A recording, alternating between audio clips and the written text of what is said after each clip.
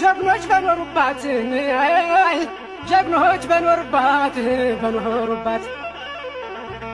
አረመጋን ነው ልቤን አረጋለኝ አይጎራወነ ስራም አልተሰራኝ ልቤም አረጋለኝ ሀገሬ ወገኔ እናት ተደፍሮብኝ ተደፍራብኝ ሃይ ኧረ እናንተ ወየ ትዕግስት ያስፈራሉ እውቀት ያስፈራሉ አይ መጋን ነውና ኧረ እናንተ ወየ እውቀት ያስፈራሉ ትዕግስት ያስፈራሉ ለሀገራቸው ሰው አልተገደሉም ወይ ነው ጀኑ ሃይ ጎራው